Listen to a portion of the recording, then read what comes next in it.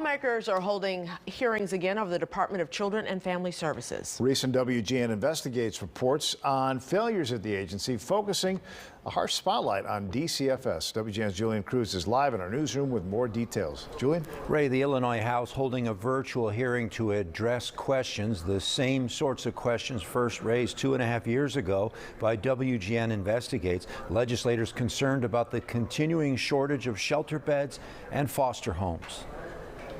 We have added 88 entirely new and enhanced 743 residential bed options for our children. The Illinois Department of Children and Family Services, or DCFS for short, sharing some progress. Through the first half of this fiscal year, DCFS has hired 279 new staff and are after hiring 496 in the previous fiscal year. With 354 staffers hired the year before that, but agency director Mark Smith says the prior elimination of hundreds of shelter beds starting back in 2015, putting DCFS in a hole. The challenges we face at DCFS are long-standing.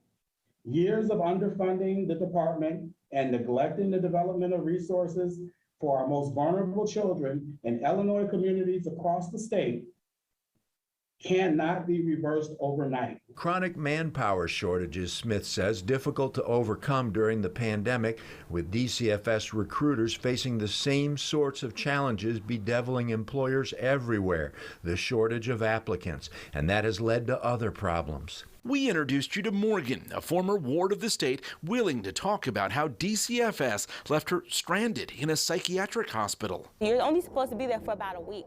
WGN Investigates finding in the last year that 356 kids statewide were hospitalized beyond the time it was medically necessary due to the lack of shelter beds. The average stay 55 days longer than a doctor deemed appropriate, and 18% of the kids were 10 years old or younger. There's a disconnect. 63rd District State Representative Steve Reich and other Republicans at the hearing faulting Democratic Governor J.B. Pritzker for failing to fix the problems. The Pritzker administration pointing to increased funding for the agency, but critics say that failures like the death of Crystal Lake's A.J. Friend and more recently the killing of 6-year-old Damari Perry are concerning, arguing that caseworkers are hamstrung by too many regulations. The focus on an overwhelming amount of rules and procedures, which has resulted in a lack of critical thinking skills. A number of juvenile court judges, you may remember, holding DCFS Director Mark Smith in contempt of court for failing to find shelter beds or foster homes for children. But the agency director and his team say that progress is finally being made to address problems that have lingered for decades. In the newsroom, Julian Cruz, WGN News. Thanks, Julian.